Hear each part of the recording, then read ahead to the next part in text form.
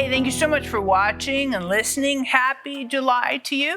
We're on the heels on the backside of July the 4th. So I want to celebrate Happy July the 4th with you, celebrate independence and freedom, all that cool stuff.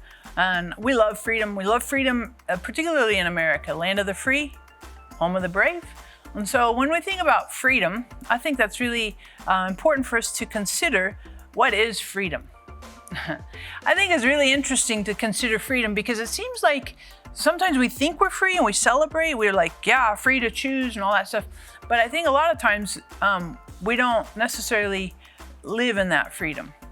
I think can be bondage, control, constrictive behaviors from the way we think and the way we see stuff. And so I think some of the things that keep us captured or controlled, that we don't have freedom, some things can be fear. I've seen fear control people and take away freedom. That's been absolutely tragic. Fear is a major control factor. Another thing that is the absence of freedom, there can be failure. Failure can be a control factor. I'm not going to try because I don't want to fail. And so we restrict ourselves, we control, we calibrate how much we put into a job or into a relationship. I don't want to fail or I don't want to get hurt. I think too, deception. Deception is one of the things that runs against freedom. So when there's deception and distortion, that's very, very constrictive and controlling. Very, very difficult when you have deception. When you think something is a way that it's not really, then you're controlled and constricted by that distortion. You say, what do you mean by that? Well, here's an interesting idea. I remember when I was growing up, I wanted to be a great, great basketball player. And I had the idea in my head, oh yeah, and in a good way, my parents always affirmed me. Oh, Sarah, you can do anything. You're smart, you're athletic, you're gifted. And my parents, thankfully, they were very supportive and always affirming. However, the deception I had in my mind was, I'm gonna be this amazing basketball player. And the reality is, here's the reality. I don't have the talent. I have a great work ethic, but no matter how hard I worked, I would never be a fantastic basketball player. And I remember when I had that realization, I was in high school, it totally was deflating. I was at a basketball camp and one of the guys there, one of the little trainer dudes, he was like, you know, you got great heart, you got great work ethic. I remember I went to this camp and I played basketball from 8 a.m. till 11 p.m. Only took a break for lunch and for dinner. I mean, I was all in, like 5 days a week. I thought I died and went to heaven. And I remember on Thursday, one of the little coaches there said, you know, Sarah, you got a great heart, but it's a deception. And so I think it was bad and hurtful at the time, but the truth sets us free, right? So I think we have to be conscientious aware of what are some things that run counter, that go against freedom. Fear goes against freedom. Failure goes against freedom. Deception goes against freedom. And I think too, sometimes when we isolate ourselves and we detach, we disconnect, we completely get separate from people and community, I think that can be very constrictive, controlling, and can run against freedom. And I think in all these things, these descriptions, and I think it's important for us to consider that in the last year and a half, our country has had some real significant challenges in all of these things, right? We've had a challenge with fear. We've had a challenge with isolation. We've had a challenge with deception.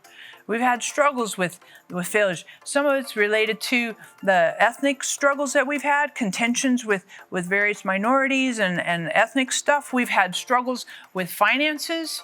We've had struggles politically. Oh my goodness, you're like, we've had struggles with COVID.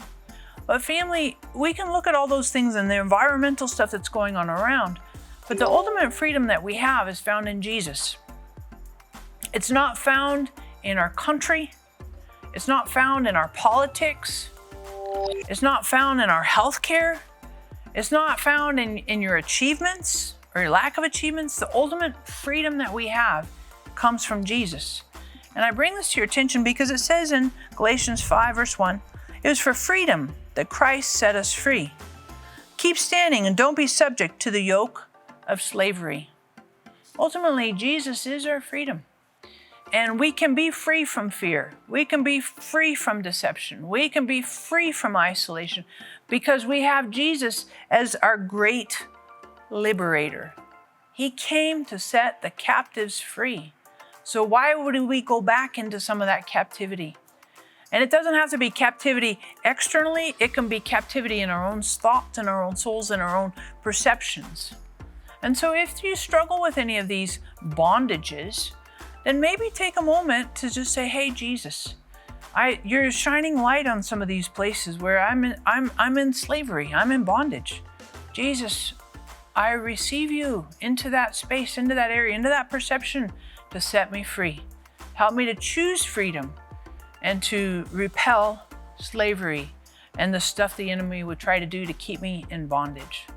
That's just a simple prayer, but let's not only celebrate freedom as a national holiday.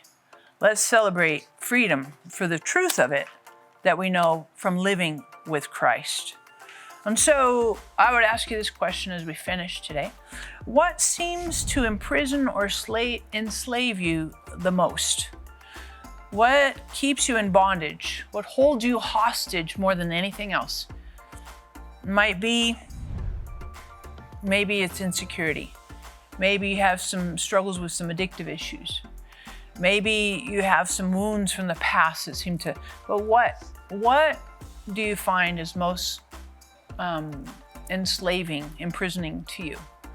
And thank you again for subscribing. I really appreciate it. Make sure you hit the notification bell right there. That'll get you posted when we put up new content. And this is an amazing joke. I know. This one, I think I really like it actually, because I like them all. They're super corny. That's a little bit of foreshadowing. And it says, here's your joke. I love eye jokes, I-E-Y-E, eye jokes. The cornier, the better. I know, you're like, that is so awful. It's true, but next week is going to be drastically better. Thanks again for watching.